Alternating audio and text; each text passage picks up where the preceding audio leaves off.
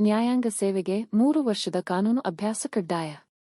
ನಿಯಮದ ಮುಕ್ತ ವಿಚಾರಣೆಗೆ ಸುಪ್ರೀಂ ಅನುಮತಿ. ವಿಸ್ತೃತ ನ್ಯಾಯಪೀಠದ ಈ ತೀರ್ಪಿನ ಕುರಿತು ಒಂದಿಷ್ಟು ಮಾಹಿತಿ ಪಡೆಯೋಣ. ನಮಸ್ಕಾರ. ಇದು ನಿಮ್ಮ ಕೋರ್ಟ್ ವೆಬ್ ನ್ಯೂಸ್. ನ್ಯಾಯಾಂಗ ಸೇವೆಗಾಗಿ 3 ವರ್ಷಗಳ ಕಾಲ ವಕೀಲರಾಗಿ ಕಾನೂನು ಅಭ್ಯಾಸ ಕಡ್ಡಾಯ ಎಂಬ ನಿಯಮದ ವಿರುದ್ಧದ ಪರಿಶೀಲನಾ ಅರ್ಜಿಗಳ ಮುಕ್ತ ನ್ಯಾಯಾಲಯದ ವಿಚಾರಣೆಗೆ ಸುಪ್ರೀಂ ಕೋರ್ಟ್ ಅನುಮತಿ ನೀಡಿದೆ. ಸಿವಿಲ್ ನ್ಯಾಯಾಧೀಶರ ಜೂನಿಯರ್ ವಿಭಾಗ ನೇಮಕಾತಿಗಾಗಿ ವಕೀಲರಾಗಿ ಕನಿಷ್ಠ 3 ವರ್ಷಗಳ ಅಭ್ಯಾಸದ ಅಗತ್ಯವಿರುವ ತನ್ನ ಹಿಂದಿನ ತೀರ್ಪಿನ ವಿರುದ್ಧದ ಪುನರ್ವಿಮರ್ಶೆ ಅರ್ಜಿಗಳ ಕುರಿತು ನ್ಯಾಯಾಲಯವು ನೋಟಿಸ್ ಜಾರಿ ಮಾಡಿದೆ. ನ್ಯಾಯಾಂಗ ಸೇವೆಗೆ ಪ್ರವೇಶಿಸಲು 3 ವರ್ಷಗಳ ಕಾನೂನು ಅಭ್ಯಾಸವನ್ನು ಕಡ್ಡಾಯಗೊಳಿಸುವ ತನ್ನ ಹಿಂದಿನ ತೀರ್ಪನ್ನು ಪ್ರಶ್ನಿಸಿ ಸಲ್ಲಿಸಲಾದ ಪುನರ್ವಿಮರ್ಶೆ ಅರ್ಜಿಗಳನ್ನು ಮುಕ್ತ ನ್ಯಾಯಾಲಯದಲ್ಲಿ ವಿಚಾರಣೆ ನಡೆಸಲು ಸುಪ್ರೀಂ ಕೋರ್ಟ್ ಇತ್ತೀಚೆಗೆ ಒಪ್ಪಿಕೊಂಡಿತು. 2026 ಫೆಬ್ರವರಿ 10 ರಂದು ಹೊರಡಿಸಲಾದ ಆದೇಶದ ಮೂಲಕ ಭಾರತದ ಮುಖ್ಯ ನ್ಯಾಯಮೂರ್ತಿ ಸಿಜೆ ಸೂರ್ಯಕಾಂತ್ ಮತ್ತು ನ್ಯಾಯಮೂರ್ತಿಗಳಾದ ಆಗಸ್ಟಿನ್ ಜಾರ್ಜ್ ಮಸಿ ಮತ್ತು ಕೆ ವಿನೋದ್ ಚಂದ್ರನ್ ಅವರನ್ನೊಳಗೊಂಡ ಪೀಠವು ಪರಿಶೀಲನಾ ಅರ್ಜಿಗಳನ್ನು ಮುಕ್ತ ನ್ಯಾಯಾಲಯದಲ್ಲಿ ವಿಚಾರಣೆಗೆ ಒಳಪಡಿಸಲು ಅವಕಾಶ ಮಾಡಿಕೊಟ್ಟಿತು.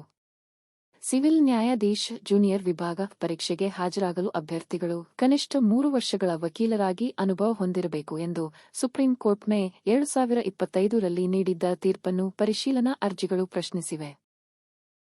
ಸಾಮಾನ್ಯವಾಗಿ ನ್ಯಾಯಾಧೀಶರು ಪರಿಶೀಲನಾ ಅರ್ಜಿಗಳನ್ನು ಕೊಠಡಿಗಳಲ್ಲಿ ಪರಿಗಣಿಸುತ್ತಾರೆ, ಲಿಖಿತ ಸಲ್ಲಿಕೆಗಳನ್ನು ಮಾತ್ರ ಆಧರಿಸಿ ಮತ್ತು ಮೌಖಿಕ ವಾದಗಳಿಲ್ಲದೆ.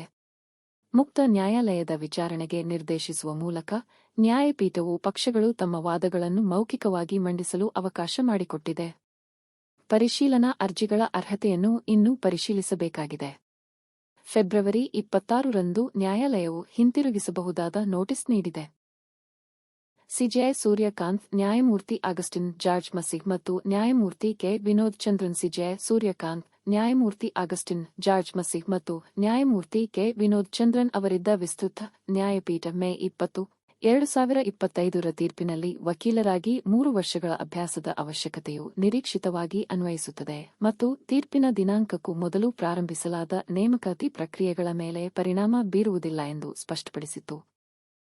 ತಾತ್ಕಾಲಿಕ ದಾಖಲಾತಿ ದಿನಾಂಕದಿಂದ ಅಭ್ಯಾಸದ ಅವಧಿಯನ್ನು ಎಣಿಸಲಾಗುವುದು ಎಂದು ಅದು ಹೇಳಿದೆ ಮತ್ತು ಆಯ್ಕೆಯಾದ ಅಭ್ಯರ್ಥಿಗಳು ನ್ಯಾಯಾಲಯದ ಅಧ್ಯಕ್ಷತೆ ವಹಿಸುವ ಮೊದಲು ಕನಿಷ್ಠ 1 ವರ್ಷದ ತರಬೇತಿಯನ್ನು ಪಡೆಯಬೇಕು ಎಂದು ನಿರ್ದೇಶಿಸಿದೆ. ಆಗಿನ ಸಿಜೆ ಬಿಆರ್ ಗವಾಯಿ ಮತ್ತು ನ್ಯಾಯಮೂರ್ತಿಗಳಾದ ಎಜಿ ಮಸಿ ಮತ್ತು ಕೆ ವಿನೋದ್ ಚಂದ್ರನ್ ಅವರಿದ್ದ ಪೀಠವು ಎಲ್ಲಾ ಹೈಕೋರ್ಟ್ಗಳು ಮತ್ತು ರಾಜ್ಯ ಸರ್ಕಾರಗಳಿಗೆ ಈ ಅವಶ್ಯಕತೆಯನ್ನು ಸೇರಿಸಲು ತಮ್ಮ ಸೇವಾ ನಿಯಮಗಳನ್ನು ತಿದ್ದುಪಡಿ ಮಾಡುವಂತೆ ನಿರ್ದೇಶನ ನೀಡಿತು. ತೀರ್ಪಿನ ನಂತರ ನಿರ್ದೇಶನವನ್ನು ಪ್ರಶ್ನಿಸಿ ಹಲವಾರು ಪರಿಶೀಲನಾ ಅರ್ಜಿಗಳನ್ನು ಸಲ್ಲಿಸಲಾಯಿತು.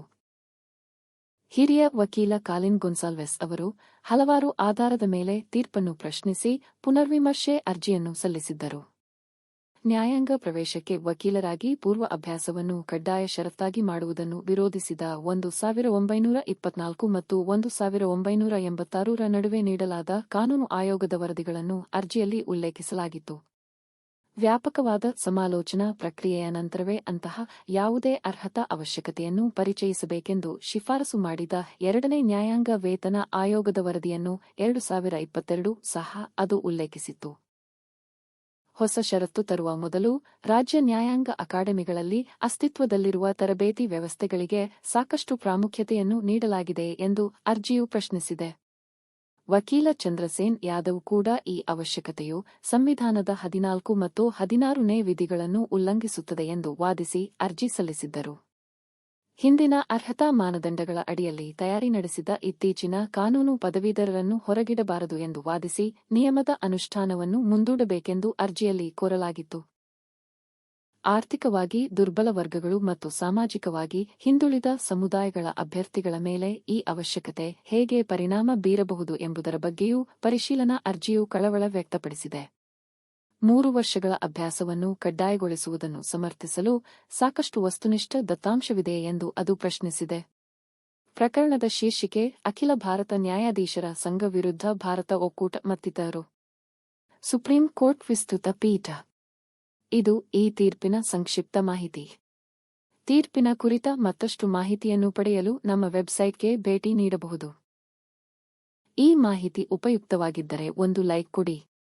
ಪ್ರಶ್ನೆ, ಸಲಹೆ, ಸೂಚನೆ ಇದ್ದರೆ ಕಮೆಂಟ್ ಬಾಕ್ಸ್ನಲ್ಲಿ ಬರೆಯಿರಿ. ನಿಮ್ಮ ಸಹಕಾರ, ಪ್ರೋತ್ಸಾಹಕ್ಕೆ ಧನ್ಯವಾದ.